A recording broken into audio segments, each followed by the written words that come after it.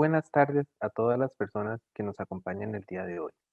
La Comisión Paritaria Permanente Aeroespacial del Colegio Federado de Ingenieros y Arquitectos de Costa Rica le da la bienvenida a la charla Astronomía Cultural y Patrimonio Astronómico Centroamericano impartida por el señor Javier Mejuto. El doctor Javier Mejuto es profesor titular de la Facultad de Ciencias Espaciales de la Universidad Nacional Autónoma de Honduras, en la que ostenta el cargo de jefe del Departamento de Arqueoastronomía y Astronomía Cultural y Adjunct Professor de la Universidad of Southern Queensland de Australia. Es presidente de la Comisión Nacional de Astronomía de Honduras, de la Unión Astronómica Internacional, IAU, y es co-chair del Grupo de Trabajo de Arqueoastronomía y Astronomía en la Cultura de la misma institución. Es miembro internacional de ICOMOS, lidera la iniciativa centroamericana y del Caribe de Patrimonio Astronómico, y su publicación más reciente es A Cultural Comparison of Dark Constellation of the Milky Way, publicada en Journal of Astronomical History and Heritage. Su trabajo se centra principalmente en el patrimonio astronómico de Centro y Mesoamérica y el conocimiento astronómico indígena, etnoastronomía y arqueoastronomía. Sus artículos recientes han aparecido en libros publicados por Cambridge University Press y Bard Publishing, y en las siguientes revistas: Advances in Space Research, Complutum y Mediterranean Archaeology and Archaeometry. Javier es miembro de la Sociedad Internacional de Arqueoastronomía y Astronomía en la Cultura, de la Sociedad Interamericana de Astronomía en la Cultura y de la Sociedad Europea de Astronomía en la Cultura. Es miembro, entre otros, del Comité Ejecutivo del Grupo de Trabajo de la IAU Astronomía para la Equidad e Inclusión. Es miembro del Grupo de Trabajo de la Unión Astronómica Internacional para la Etnoastronomía y el Patrimonio Astronómico Inmaterial, y miembro del Grupo de Trabajo también de la Unión Astronómica Internacional para el Patrimonio Astronómico en Peligro. Don Javier, le agradecemos mucho esta charla y adelante. A todas las personas que nos acompañan, pueden utilizar el chat para hacer sus preguntas, las cuales iremos atendiendo dependiendo, puede ser durante o al final. Así que por favor utilicen el chat para dejarnos sus consultas. Don Javier, muchas gracias. Buenas tardes, muchas gracias por la invitación, tanto al colegio como la Comisión Aeroespacial del CEFIA. Les agradezco mucho la invitación, como digo, y bienvenidos todos y todas que nos están viendo en esta tarde, y espero que sea un tema que les interese, porque es un tema que realmente es apasionante, ya lo van a ver. Es muy amplio y todavía queda mucho por investigar, mucho que conocer, tanto en el patrimonio del pasado como el patrimonio vivo que tenemos en Centroamérica en la actualidad. Ya vamos a verlo a través de la ponencia. Bueno, el primero, astronomía, ¿no? Astronomía, ¿para qué es necesaria? Tenemos una idea de la astronomía quizás lúdica, en muchos casos, de una visión contemplativa del cielo, ¿no? O del espacio celeste. Y en cambio, para toda la humanidad a lo largo del tiempo ha sido una forma de, primero, de conocer el tiempo, de entender lo que es el tiempo. Realmente podemos ver el cielo, el espacio celeste como un enorme reloj que a escala humana pues jamás atrasa, ¿verdad? Es una forma de replicar esos movimientos cíclicos astronómicos en las diferentes culturas, ¿verdad? Obviamente esto también tuvo reflejo en la construcción de calendarios, en la división del año solar, y en definitiva es una herramienta como otras tantas para la supervivencia de la humanidad. Es una forma de conocer el medio, en este caso el medio celeste, el espacio celeste. Por lo tanto, por ejemplo, unos ejemplos bien sencillos, pero bien yo creo ilustrativos, que permite conocer la época de siembra y de cosecha, los periodos de fertilidad, tanto humanos como de animales de cría, y planificar socialmente el tiempo. Eso es lo que en definitiva es un calendario. Algunos eventos astronómicos que se han ido observando a lo largo del tiempo, por ejemplo, el orto y el ocaso solar, es decir, salidas y puestas tanto del Sol como de otras estrellas, las fases lunares para definición inicial del mes, solsticios e equinoccios, paradas lunares, ortos y ocasos helíacos, precisión de los equinoccios. Ha habido una serie de observaciones a lo largo del tiempo, que con el paso de generaciones, que han quedado reflejados en las diferentes culturas. Por ejemplo, en Centroamérica podemos definir o podemos observar al menos tres tipos de observatorios, lo que llamaríamos hoy en día observatorios. Lugares donde se puede observar de forma metódica el cielo, ¿verdad? La primera es de que vemos aquí un ejemplo bien claro, que se parece mucho a lo que tenemos hoy en día, unas estructuras semiesféricas, como la que ven en esta foto de Caracol en Chichén Itzá, que permite conocer las posiciones de las principales estrellas, es decir, son observatorios fijos, no son movibles, que permiten saber en qué momento una estrella, o por ejemplo Venus, en su momento para la cultura maya una estrella, la estrella, por antonomasia de hecho, se ubicaban en el cielo en un determinado punto, por alineaciones internas. Este es uno de los tipos de observatorios que tenemos en Centroamérica y en Mesoamérica. El otro tipo es los observatorios que se llaman horizontales, es decir, permite conocer por sombras, por juegos de sombras y luz, permite conocer las posiciones extremas del Sol. Y en Centroamérica, como está en una zona intertropical, pues también nos permite observar un evento como el que está en la imagen de la izquierda, el paso del Sol por el cenit. Es decir, un momento del año, un evento astronómico que a mediodía solar, ningún elemento vertical produce sombra, como ven en la imagen, ¿verdad? Este evento es muy, muy, muy, muy interesante y muy importante en Centroamérica y en Mesoamérica. ¿Por qué? Porque marca a la vez que es bien visible y podemos observarlo fácilmente, y es de día además, marca el inicio de la época de lluvias en Centroamérica. Un momento trascendental para la cosecha y para la siembra en este caso, y para la cosecha posterior. Y lo hemos visto en muchos sitios. Por ejemplo, a la izquierda tienen el observatorio cenital vertical, que es el tercer tipo de observatorios que hay en Centroamérica, de Xochicalco, en México. Como vemos esta columna de luz que ocurre en los días muy cercanos al paso sol por el cenit. Este paso sol por el cenit depende de la latitud, así que cada sitio debe estar, ubicado perfectamente con la latitud del sitio para que sea el exacto día que ocurre el evento astronómico. Otro ejemplo de este mismo evento tenemos a la derecha en la estructura P de Monte Albán.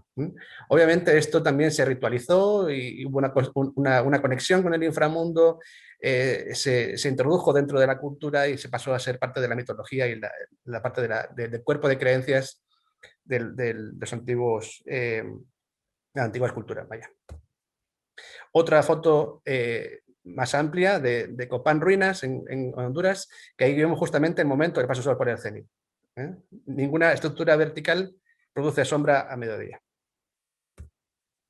En Copán Ruinas, por ejemplo, tenemos, que es el sitio donde más trabajamos, yo trabajo en Honduras, como han visto, pues tenemos una gran variedad. Tenemos la suerte de tener uno de los mejores sitios para trabajar en relación a arqueoastronomía y conocimiento maya del cielo.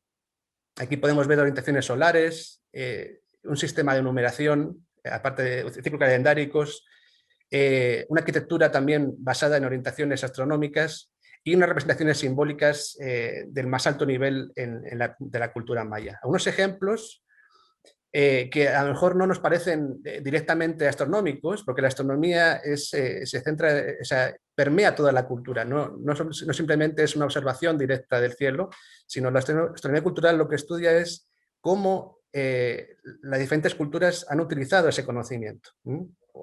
Este es un ejemplo muy, muy, muy bueno, yo creo. Este es el famoso juego de pelota de Copán Ruinas, que ha pasado al ideario general, al ideario común, como un juego. Y en el posclásico probablemente muchas sociedades lo tenían como juego, pero en el preclásico y en el clásico era un ritual que representaba la dualidad del cosmos, el día y la noche, y su ejecución de este ritual permitía mantener el orden cósmico de los cuerpos celestes, ¿verdad? Ya que, bueno, si ven en el Popol Vuh, en este juego de pelota, en el último juego de pelota de los dos gemelos celestes, Hunahpu y Sbalanque, realmente se convierten en el Sol y la Luna, respectivamente, y es en estos recintos, como el juego de pelota que están viendo, esta cancha de pelota, o mejor dicho, pelota mesoamericana, pues se recreaba este orden cósmico. Así que en ese sentido también es claramente refleja el conocimiento astronómico maya en la época. Otro claro ejemplo en Copán, y a mí uno de los que más me gustan personalmente, es la banca celestial, la famosa banca celestial, también llamada estructura 8N66, que es del torno al año 750 de nuestra era, y aquí pueden ver la primera figura y la última son dos cabezas de pájaro, de ave, que representan el arco celeste, y bueno, ven diferentes figuras. En este caso podemos ver la diosa lunar. Aquí es el sol al atardecer, el sol al amanecer, perdón, el sol al atardecer, y esta imagen de aquí, que es bien bonita y es bien interesante, todas son personificaciones de cuerpos celestes. En este caso es Venus, ¿verdad? Sabemos que es Venus porque tiene este símbolo de aquí, que es el Ek, que es estrella en general, y en el mundo maya, la estrella por antonomasia, si no se dice otra cosa, es Venus. Además, aparte de eso, tenemos otra pista de que es Venus, porque es una cola con un aguijón de escorpión, ¿verdad? Una de las características de la personificación del dios Venus, ya que se creía que podía picar. Uno de sus nombres, de hecho, es Suskek, que significa estrella que pica, ¿no? Bueno, otro de los grandes personajes que aparecen continuamente en el mundo o en la arqueología maya es este personaje, que es el dios solar, Kinisahau, una personificación del dios solar que tiene diferentes atributos. Por ejemplo, bueno, aquí igual se ve mejor en la siguiente imagen, que está de Rosalila, en Copán Ruinas. Realmente tiene los ojos cruzados, es bizco, y tiene la lengua en forma de T. Y aquí no se ve mucho, pero suelen tener también tres pecas aquí en la mejilla. Esta es la de personificación, que en muchos casos se ha querido interpretar como manchas solares. Entonces, esto también es otro de los personajes también, por ejemplo, Rosalila, y es uno de los personajes que más se repite en las primeras épocas de la constructivas de Copán Ruinas, y también en todo el mundo maya, sobre todo, por ejemplo, en La Manay, en el sitio arqueológico de La Manay, en Belice, es uno de los sitios que más aparece este motivo y se repite con más frecuencia. Pero en Copán también tenemos otro personaje también solar, que es el mismo Kinisahau, que está rodeado por dos símbolos de estrella, dos glifos de estrella de Ek, que también es bastante famoso y ha dado también bastante controversia de qué puede representar. Luego podemos hablar, si quieren, las preguntas de qué puede representar, desde pasos de estrella por delante del disco solar a eclipses o incluso otro tipo de eventos astronómicos. Pero realmente los eclipses son muy observados en toda Centroamérica y Mesoamérica. Tenemos esta imagen de Teotihuacán, de Ndú Giadi, que es el dios muerto, el sol muerto. Una de las imágenes más famosas en Teotihuacán sobre el sol. De que no solo es maya, tenemos una observación solar, lunar, vamos a ver a continuación, y estelar, sobre todo de Venus, que se repite por toda Centroamérica y Mesoamérica. Les hablaba antes de los ciclos de tiempo y la numeración. Tenemos un ejemplo en Copán, en su estela D, muy famoso, muy único realmente, en el que aparecen los números ya es un nivel más, tradicionalmente los números mayas aparecen como puntos y barras o como cabezas. Tenemos un nivel más de abstracción, que es este, que en el que aparecen a la izquierda, todos, a la izquierda aparece el número, esto es un número, en este caso es un número, por ejemplo, este es un 15, por ejemplo, y a la derecha aparece un animal que representa el ciclo de tiempo. Así que y eso prácticamente solo ocurre en Copán, en Quiriguá y en Palenque, pero el caso de Copán Ruinas es el más paradigmático y el de mayor calidad y mejor conservado. Entonces tenemos un nivel de abstracción matemático y simbólico aún mayor en esta estela de Copán. Como les decía, la astronomía no solo, o el conocimiento astronómico, no solo es observar el cielo en sí mismo. Todas las élites políticas y de gobierno usan el conocimiento para su beneficio y para permanecer en estas posiciones de poder. Un caso también muy interesante es este ya famoso pirámide de Kukulcán, en el que en los equinoccios el Sol golpea esta parte de la estructura y va proyectando, según va subiendo el Sol, va proyectando y bajando una sombra que se asemeja al cuerpo de una serpiente hasta llegar a su cabeza. Imagínense el gobernante o el gobernante religioso que estuviera aquí arriba daba la imagen de producirse una hierofanía, es decir, la presencia del Dios que emanaba de él y volvía a él. Es una forma muy interesante de cómo se usa el conocimiento astronómico, en este caso el conocimiento de cuándo son los equinoccios, para perpetuarse en el poder y ejercer el poder social. Bueno, voy a hablar un poquito de patrimonio astronómico. El patrimonio astronómico es un patrimonio nuevo que está siendo aceptado por UNESCO. De hecho, ya tenemos el primer caso de que uno de los criterios para ser patrimonio de la humanidad ha sido el criterio astronómico. Y es una oportunidad tanto para Centroamérica como para muchos otros países, ya que se desarrolla y se valora un patrimonio olvidado totalmente, un conocimiento olvidado en función de otros, de culturas preponderantes, tanto en el pasado como en el presente. Y esto yo creo que es lo más importante, ¿no?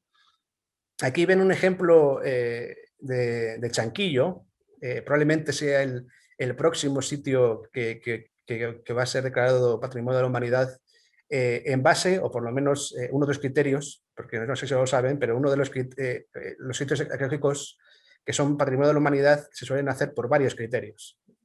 Puede ser por uno o por varios criterios. Normalmente son por varios criterios. Y uno de ellos, sin duda, va a ser el astronómico en este caso.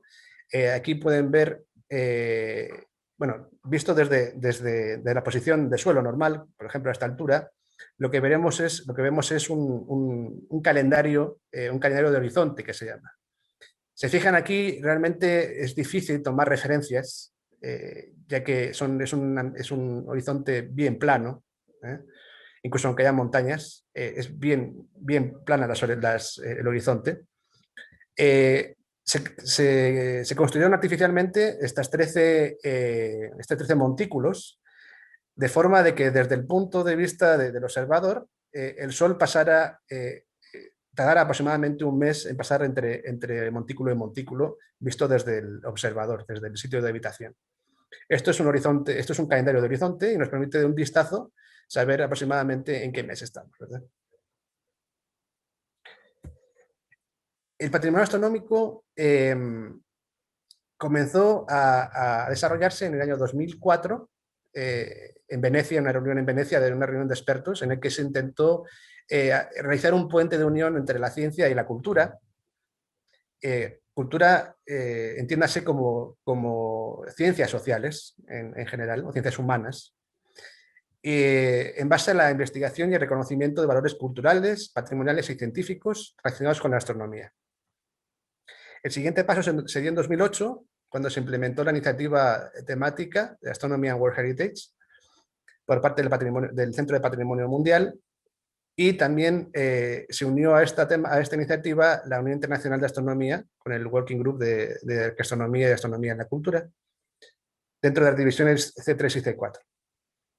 Desde 2015, en su reunión en Hawái, hace poquito relativamente, la IAU implementó una comisión de patrimonio mundial y astronomía dentro, y varios grupos de trabajo, ya aceptando la labor o la importancia de la astronomía dentro del patrimonio mundial, ¿verdad? Pero es hasta 2019, o sea, hace realmente muy poco tiempo, que aparece el primer sitio patrimonial, o que tiene, como decía antes, tiene como fundamento en sus criterios para ser nombrado Patrimonio de la Humanidad el criterio astronómico. Entre otros elementos, para ser considerado valor universal excepcional. ¿Qué es patrimonio astronómico? ¿Qué criterios tenemos para patrimonio astronómico? Pues el primer criterio es aquellos bienes que por su concepto y o localización ambiental tienen significado en relación a los objetos o eventos celestes. Ejemplos de estos en Centroamérica, pues uno bien claro, Huasactún, en Guatemala. Es un sitio también muy famoso, incluso creó una tipología arquitectónica para los sitios arqueológicos en Centroamérica, en el cual se utilizaba de forma similar a lo que hemos visto antes en Chanquillo. Se usó un horizonte artificial con en este caso eran tres edificios, en los cuales podíamos ver a la izquierda del primer edificio, visto desde el observador, podíamos ver el sol saliendo en el solsticio de verano. En equinoccio aparecía justo detrás de este edificio, y a un edificio más a la derecha todavía, en el cual aparecía en el solsticio de invierno, cubriendo todo lo que es el movimiento solar anual. Lo pueden ver de noche aquí, por ejemplo. Ya ven de hecho que es un sitio realmente especial y con una relación bastante cercana con la astronomía y directa con la astronomía. El segundo criterio son aquellas representaciones del cielo y o de los objetos o eventos celestes. Este también es uno de los más amplios, probablemente. Aquí tenemos un petroglifo que también estamos proponiendo que este tipo de petroglifos se pasen a denominar astromorfos, es decir, aquellos petroglifos, aquellos grabados rupestres que tienen relación tanto con eventos como con objetos celestes. Y en este caso justamente es un sol, ¿verdad? Esto es un sitio de Honduras, el petroglifo Tayasta, que estamos trabajando justamente ahora, estamos investigando ahora con el profesor, un compañero del departamento, Eduardo Rodas. Si me está viendo, pues seguro que le sonará bastante la foto, ¿verdad?, de todos nuestros viajes. Y otro de los ejemplos también es los textos. En Centroamérica y en Mesoamérica hay también textos, hay fuentes escritas. Este es un ejemplo del Códice de Dresde, en sus páginas 4 y 5, en el que aparece el arco celeste, deidificado, como Ichamna, o Ichamnaj en otras variantes. Entonces, justamente, esta es una de las imágenes, pero en este tipo de códices podemos encontrar tablas de Venus, de posiciones de Venus, tablas de eclipses, numeración, calendarios, posiciones lunares. Realmente es todo un almanaque astronómico cultural de los pueblos mesoamericanos. Y estudiarlos realmente nos adentra en el conocimiento ancestral que ha ido desde la antigüedad, desde la parte del principio de la habitación de los primeros humanos en América, no solo en Centroamérica, sino en América, ya que sabemos que pasaron a través de Centroamérica, de Norteamérica a Sudamérica. Pues este es uno de los ejemplos que mejores tenemos de ese momento histórico y de conocimiento astronómico en ese momento histórico particular. Como decía antes, al principio de la charla, la astronomía permea toda la sociedad, y eso hace que cualquier expresión cultural sea susceptible de tener información astronómica. Un ejemplo es este huipil ceremonial de Guatemala, en el que justamente ustedes podrían decir o pensar que esto es el Sol. No, realmente es Venus, y lo sabemos porque las personas que lo hacen todavía hoy en día son conscientes de su conocimiento astronómico ancestral y todavía lo reproducen a través de este tipo de textiles. Los textiles en Guatemala y en América en general son de gran valor informativo y transmiten una gran cantidad de información, en este caso astronómica. El tercer tipo de patrimonio astronómico, o el tercer criterio, son los observatorios e instrumentos astronómicos. Ya hemos visto tres tipos de observatorios astronómicos, ¿verdad? Que centroamericanos,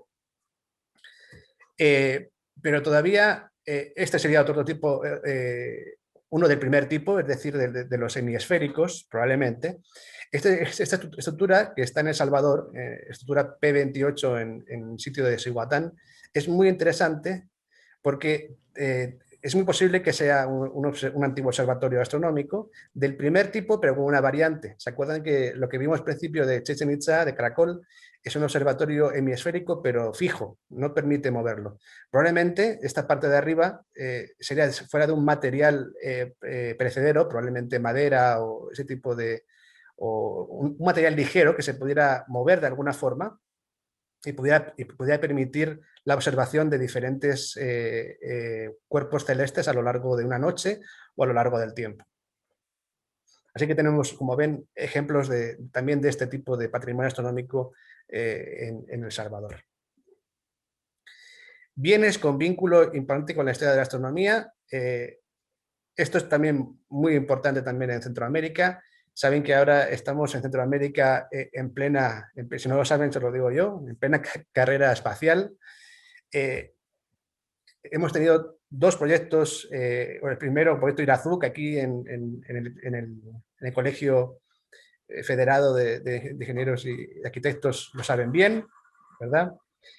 Como el proyecto Irazú, como fue el primero en Centroamérica, el primer proyecto espacial, la primera experiencia espacial, el Quetzal, que ha sido el año pasado lanzado en la Universidad del Valle de Guatemala, y ahora también, con el apoyo también del CEFIA, con la colaboración del CEFIA, estamos realizando el proyecto Morazán, que es es el primer proyecto ya que integra varios países centroamericanos.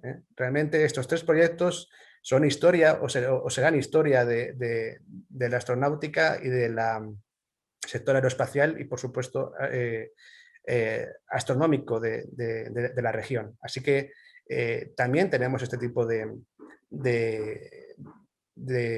patrimonio en Centroamérica. El patrimonio astronómico también se puede catalogar de otra forma, como patrimonio astronómico cultural y natural. Es lo que se llama en algunos foros, lo podemos ver como patrimonio mixto. O sea, es decir, patrimonio que no es solo cultural o solo natural, sino que es mixto, ambos. Y patrimonio astronómico cultural podemos ver el tangible y mueble, que son artefactos e instrumentos astronómicos. El tangible inmueble, monumentos y sitios arqueológicos, por ejemplo, que hemos visto al principio de Chichén Itzá, de Caracol. O intangible, el patrimonio histórico cultural intangible, que son ideas y conocimientos. Y eso también incluye, por supuesto, creencias religiosas, mitología, tradición oral, este tipo de creencias. Y luego también tenemos el patrimonio astronómico natural, que es paisajes y cielos.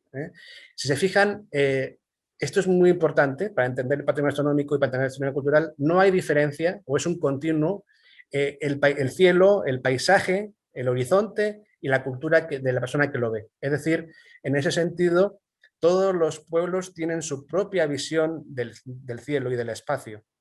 Así que nuestra ciencia moderna, moderna para nosotros, nuestra ciencia actual, de nuestra cultura, no deja de ser una astronomía cultural más, una astronomía propia de nuestra cultura. Como digo, hay una visión cultural para cada para cada pueblo. Les traigo esta imagen, que es una imagen del patrimonio astronómico a nivel mundial. Ya han visto que es una iniciativa muy moderna, en el sentido de que es hace muy poco que se ha venido haciendo. Y lo que llama la atención, si se fijan, es que en Centroamérica, en Mesoamérica, si quieren ver así, desde México hasta Colombia, no hay nada propuesto como patrimonio astronómico. Y esto llama mucha atención debido al enorme bagaje cultural que tenemos en Centroamérica y en Mesoamérica. Entonces, esto es lo que quería comentarles. Este patrimonio, que hemos visto ejemplos arqueológicos principalmente, históricos, es un patrimonio que continúa, es un patrimonio vivo, es un patrimonio que continúa a través de los pueblos originarios en América. Les comentaba antes ligeramente sobre el huipil ceremonial en Guatemala, y ese es uno solo de los poquísimos textiles que solamente en Guatemala tenemos. Aquí tienen una imagen del Museo Xquic del traje maya, que ven la diferencia, la variedad de textiles. Como ya hemos dicho ya, los textiles están soportados por una gran información cultural que se plasma a través de estos textiles. Es información, es cultura que se puede llevar uno encima, y en muchos casos es una cultura teñida de conocimiento astronómico. En Costa Rica, efectivamente, también, de hecho, tenemos este tipo de conocimiento astronómico. De hecho, en Honduras tenemos la suerte de que tenemos por la izquierda, nos roza un poquito Mesoamérica, y por la derecha tenemos el área intermedia. Entonces, nosotros tenemos un poquito de Mesoamérica, la zona de intercambio o de contacto que se llama, y ya tocamos un poquito la zona ya en el norte del país, con el área intermedia, culturas del área intermedia que vinieron probablemente de la zona del sur. Y en Costa Rica tenemos un patrimonio, como todo mesoamericano, que continúa por más de 25.000 años. Tenemos un conocimiento acumulado astronómico de más de 25.000 años. Y ahora, como decía, y me estoy centrando en la cultura viva, tenemos pueblos como los Bibris, los Cabécares, bueno, nos tienen ahí puestos en la diapositiva. Hay un gran número de pueblos que tienen también información astronómica que nos ayuda a ver cómo ellos ven el mundo. Cómo han utilizado esa información para sobrevivir y durante miles de años en muchos casos. Un ejemplo de esto, no hay muchos ejemplos en esta zona de área intermedia. De hecho, hace falta estudiarlo bastante a nivel arqueológico y antropológico. También, obviamente, desde el punto de vista de astronomía cultural y patrimonio astronómico.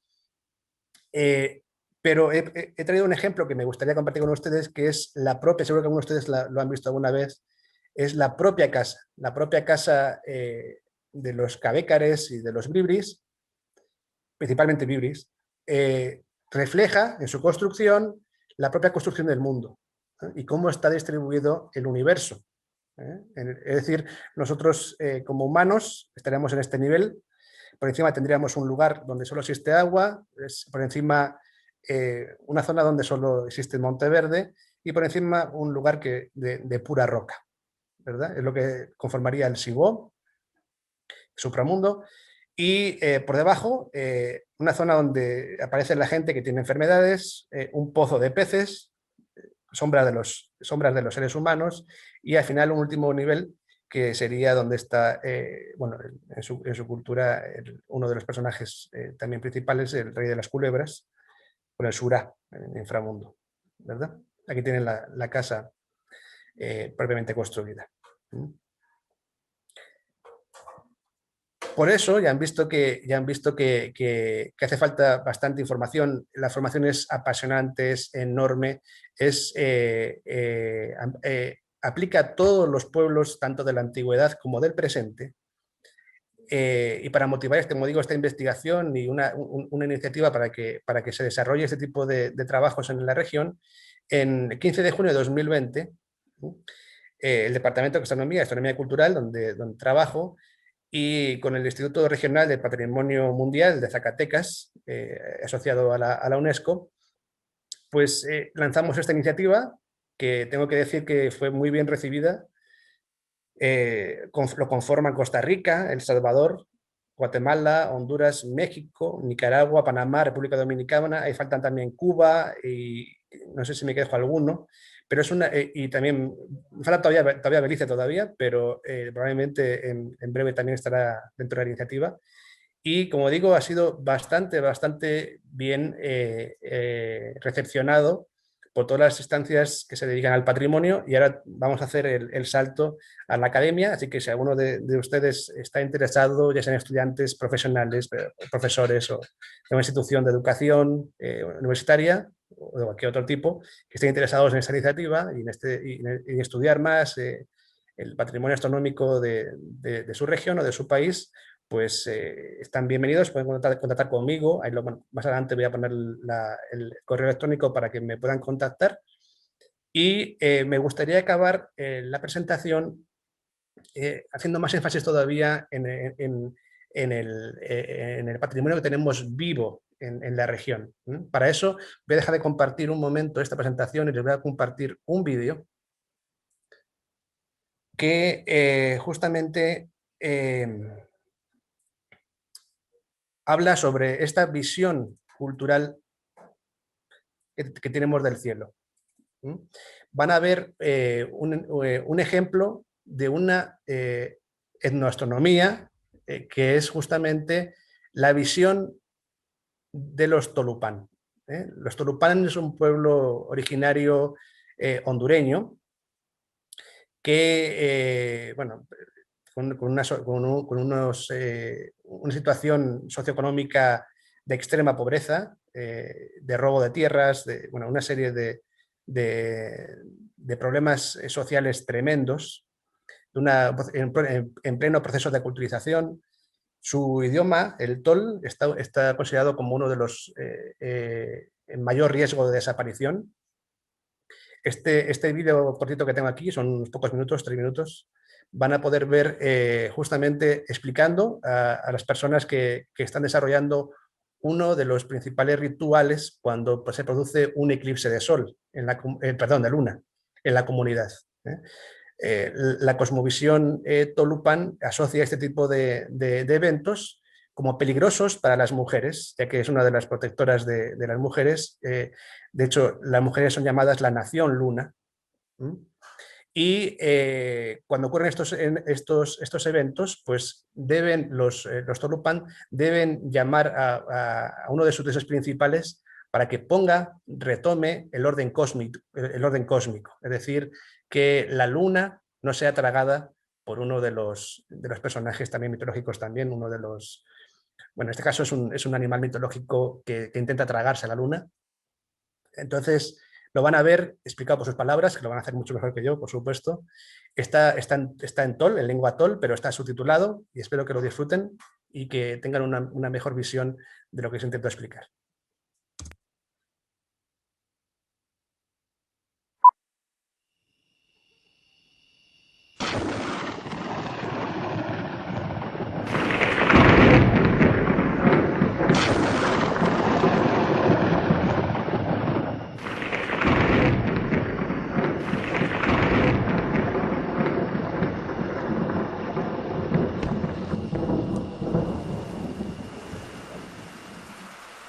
Tomán Pones Popanguay, el dios creador de la nación Tolupán, ordenó a su hijo Tomán Mayor hacer una nación de indios y envió a su nieto Nombuinapú a buscar en las capas inferiores a Namutsis para darle como mujer a Xiuhua-Zi. Así nació la primera mujer Mumuy, simbolizada por la abuela Luna, y el primer varón Gokoi, simbolizado por el abuelo Sol.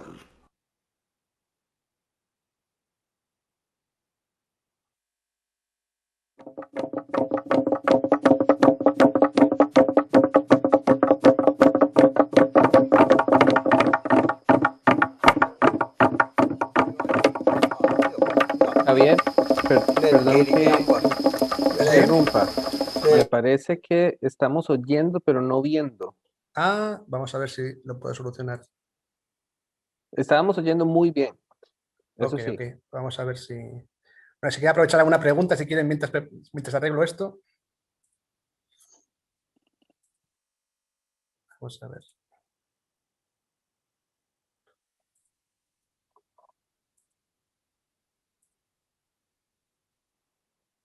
Voy a aprovechar y le comento lo que nos escribe Joana Ferber. Ella dice que buenas noches, muchas gracias por la presentación. Me gustaría saber cómo cambió la representación astronómica en el clásico tardío, con el aumento de influencias culturales, por ejemplo, los mexicas y luego con los izaes. Ok.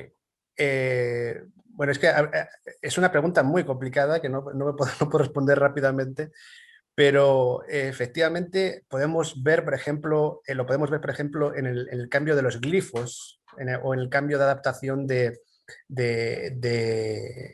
los ciclos calendáricos. Los ciclos de tiempo en Mesoamérica son bastante uniformes, aunque con ciertas diferencias entre ellos, pero sí que podemos ver, sobre todo en la adaptación de los glifos de diferentes culturas y de conceptos calendáricos, lo podemos ver a través del preclásico, de clásico y posclásico. Un ejemplo que le he puesto antes también es del juego de pelota, el juego de pelota mesoamericano, cómo se ha ido modificando a lo largo del tiempo en el preclásico, en el clásico y en el posclásico, ¿verdad? Y justamente en Copán Ruinas tenemos un ejemplo bastante importante de la influencia de otras culturas. Toda la población, o la mayor parte de la población, no de la clase dirigente, pero sí de la población, era una cultura diferente, le llamamos protolencas, ¿verdad? Entonces, eso hizo que en el clásico Copán se convirtiera realmente en una ciudad única en toda la región maya, que hizo que se expandieran o que se desarrollaran de forma muy espectacular la astronomía, las matemáticas y la arquitectura en esta ciudad. Así que es muy difícil responder esto de forma así muy rápida, pero espero que le haya contestado un poquito en general. A ver si le puedo compartir esto. ¿Ven el vídeo ahora? Se está viendo. ¿Se mueve ahora? Ahora sí se mueve. Perfecto. ¿Y se oye también? También.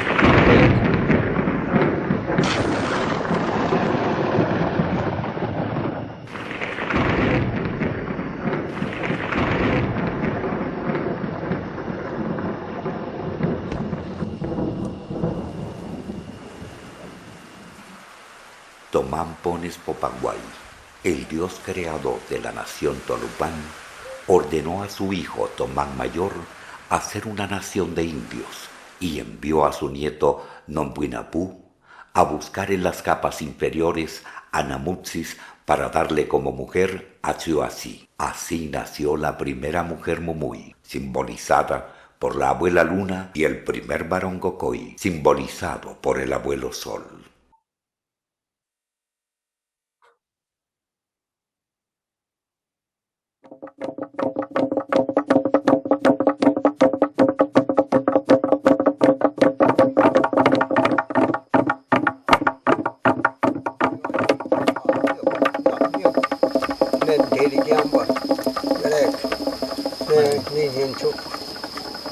Nên chắc mà chỉ sẽ có nước nên best nắp bà cô tôm bà bơn chỉ quay best nên đi hít mô bin mà cái cà phê mô bin mô mì oi chơi nắp mà thật bè nên best nên đi hít khúc phải chơi bà rất là hot mì oi là hot khúc tàu ra tết nó phải nên ngoan phải pahaling dari ne kanten sot opta bes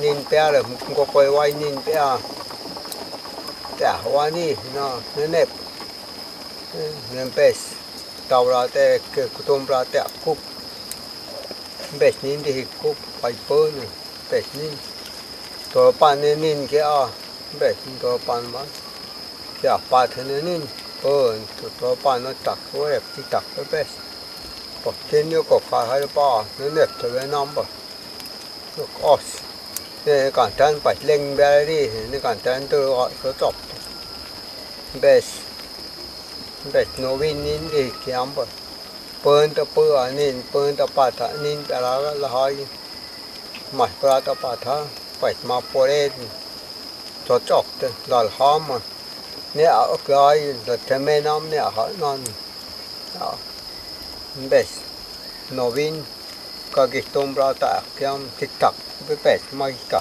mayo pe ai pahal nin kanin chem ne chikwai nen chikwai muen to.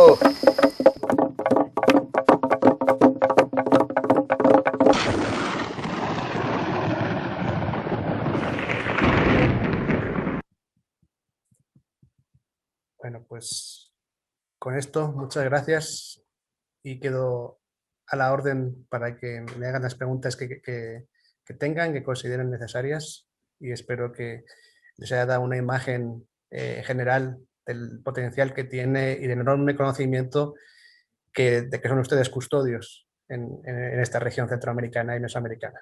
Muchas gracias.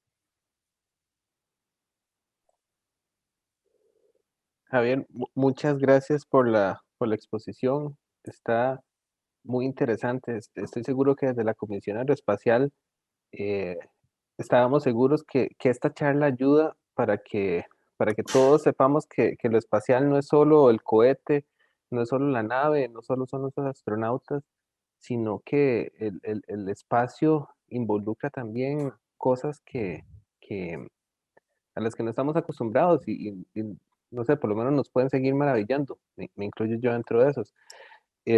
Y aprovecho esto para hacer una pregunta también antes de leer las otras que nos han hecho. ¿Cómo nació esta ciencia?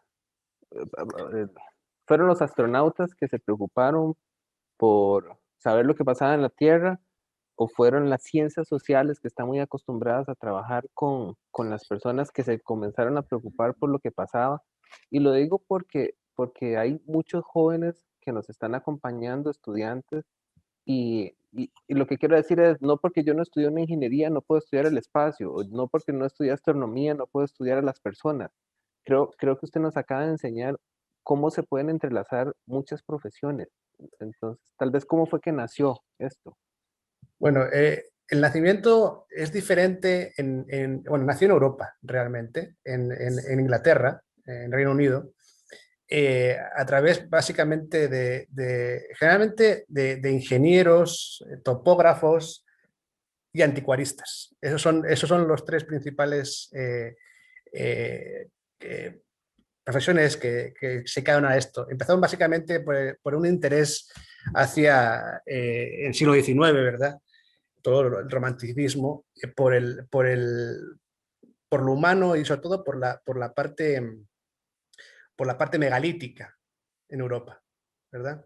Luego ya en el siglo XX dio el salto a América y realmente ahí ya empezaron los arqueólogos y antropólogos a interesarse por ello. Así que si se fijan, luego también hubo astrónomos también, sobre todo astrofísicos en Europa, pero siempre desde el principio en Europa hubo, si quieren verlo así, un divorcio entre los astrónomos y los arqueólogos.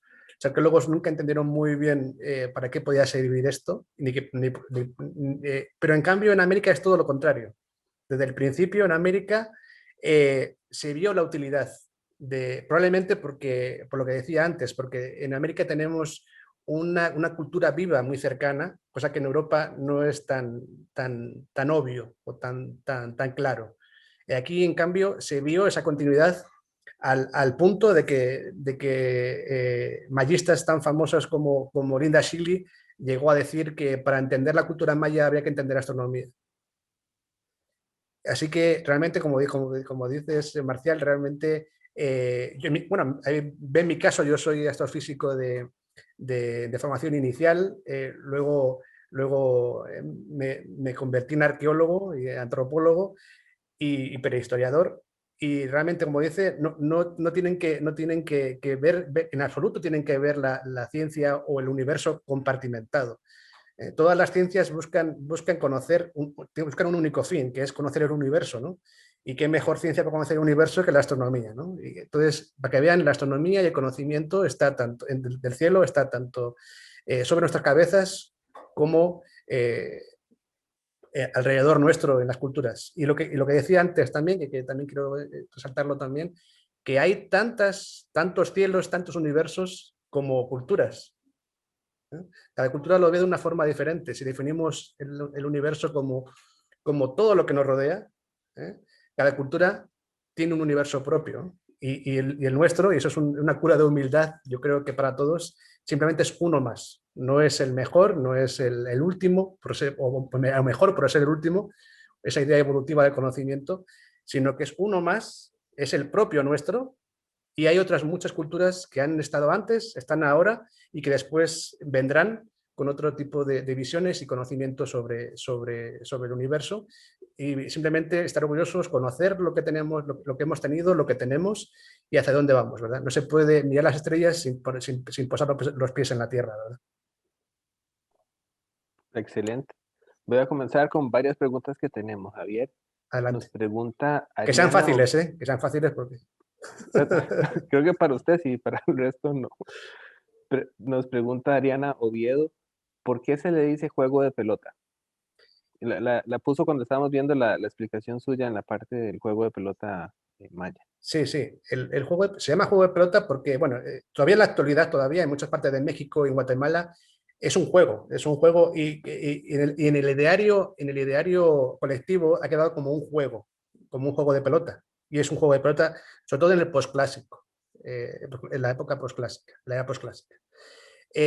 Pero como he dicho antes, en el preclásico y en el clásico, sobre todo en el preclásico, apareció como un ritual en el cual una pelota de hule, hacía el papel de cuerpo celeste, un cuerpo celeste que se mueve, ¿no? Como se mueve por el cielo. En ese sentido, la cancha no deja de ser un lienzo en el cual es el universo o el cielo, son nuestras cabezas que se mueven los cuerpos celestes.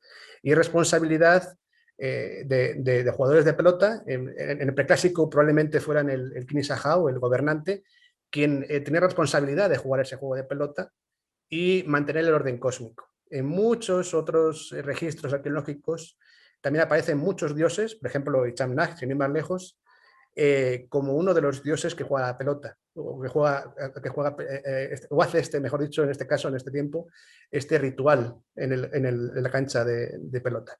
Pero, como digo, este juego de pelota se llama porque después, en el postclásico, ya, si quieren verlo así, en cierta forma se desacralizó y pasó a ser no un ritual, sino algo lúdico, y hasta la actualidad, que se ha convertido también en algo lúdico. Así que por eso se llama juego de pelota, pero como digo, tiene una trayectoria mucho más profunda a lo largo de la cultura mesoamericana. Ok, también tenemos unos comentarios. Adriana Macís, que es una arquitecta miembro de la comisión, le mando un saludo, que muchas gracias, que estuvo Un maravilloso. saludo, Adriana. Este, le recordamos también, por favor, que nos llenen la encuesta. Nos sirve mucho toda la información que nos puedan dar para este tipo de charlas. A ver si les interesa, si quieren más o cualquier cosa, por favor, tomen su tiempo para llenarla. Alexis Mejía nos dice que es muy interesante. Él no imaginaba la importancia de todo el entorno respecto a este tipo de patrimonio.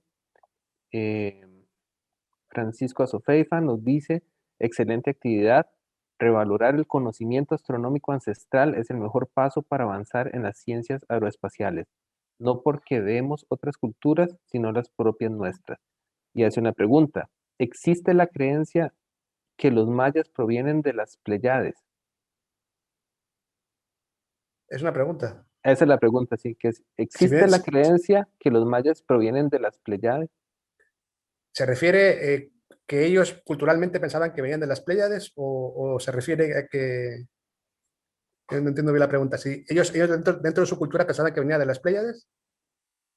El, eh, sí, Sí, vamos a eso ver es.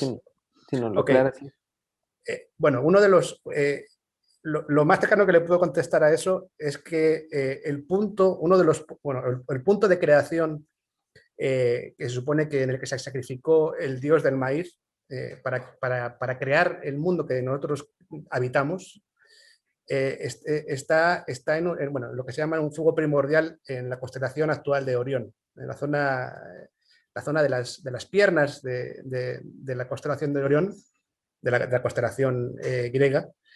Ahí, si se fijan, ahí hay, una serie de asterismos, entre ellos una nebulosa, que ahí justamente es el humo de ese fuego primordial donde se puso las 3 primeras piedras del, del, del mundo, para crear este mundo. Ahí es el inicio, ahí creían ver el inicio, esa zona oscura del cielo, creían ver el inicio de la creación, pero en ningún momento ellos hablan de las Pléyades, ni ninguno de los mitos de creación maya aparece en las Pléyades, ni nada parecido.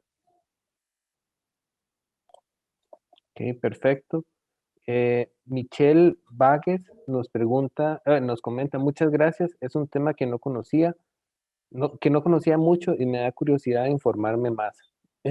Bueno, para esto y aprovecho para decirles que dentro de pocas semanas vamos a empezar la siguiente edición del diplomado en la astronomía maya en la Facultad de Ciencias Espaciales, nuestro departamento, y va a ser online. Así que si alguien tiene interés de profundizar en estos temas, que son muy profundos, ¿no? Obviamente en una hora no me da tiempo a explicarles toda la amplitud que tienen estos temas, pero si quieren ampliar más, en este diplomado están todos invitados a inscribirse y a participar con nosotros en este nuevo diplomado. Es un tema que definitivamente da para más, que dicha que existan más espacios para eso. También nos preguntaron que si la actividad se estaba grabando. La actividad se grabó, y les agradecemos cualquier duda al respecto. Nos puedan escribir al correo que está en la invitación, para poder coordinar lo respectivo a yvalverde@cfia.cr, que era el que venía en la invitación.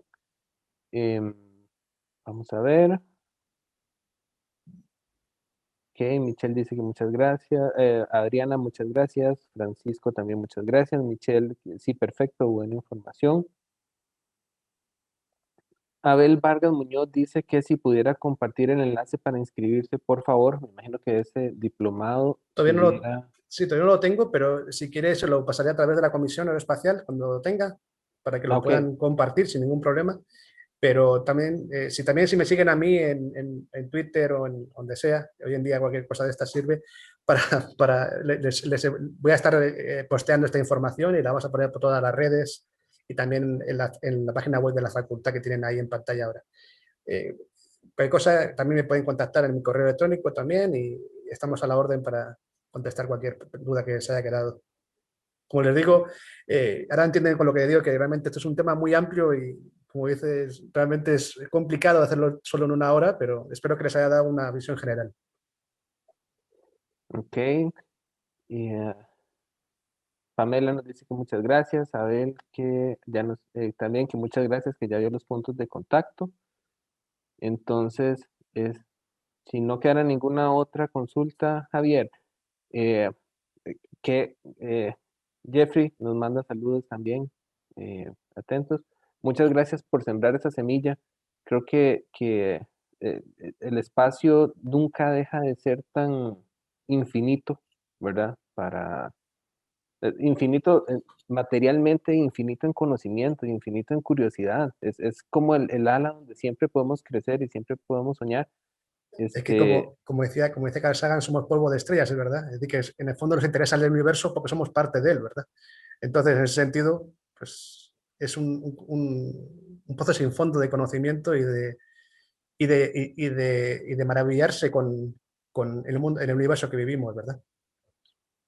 Jeffrey Peitrequín, perdón si no le sé decir muy bien el apellido, él es arqueólogo nacional y dice que es importante ponerse en contacto. Jeffrey, ahí tiene usted los contactos de don Javier. Ojalá esta charla sirva de ese enlace, todos los conocimientos técnicos que como centroamericanos podamos darnos y estos apoyos es muy importante. Y si de toda esta charla ese contacto sirve para hacer más, la Comisión Aeroespacial del CEPIA se va a sentir muy orgullosa de generar esos contactos. Entonces, don Javier, creo, vamos a ver si alguien más nos pone. Y si no, muy agradecidos por el tiempo, a todos por la participación. Es una pincelada de algo gigante, pero don Javier, le dejo a usted el cierre. Muchas gracias. No, de nuevo, muchas gracias por la invitación, tanto al CEFIA como a su comisión aeroespacial. Quedó a la orden si quieren alguna pregunta más y de nuevo resaltarles y incitarles a conocer su cultura, tanto en el pasado como en el presente, que hay muchas culturas contemporáneas dentro de sus países, y dentro de Costa Rica, dentro de Guatemala, dentro de Honduras y cualquier país centroamericano. Les animo a conocerlas, a interesarse por ellas, que son también parte de su cultura y su acervo cultural. Y como digo, quedó a la orden y muchas gracias a todos por su tiempo.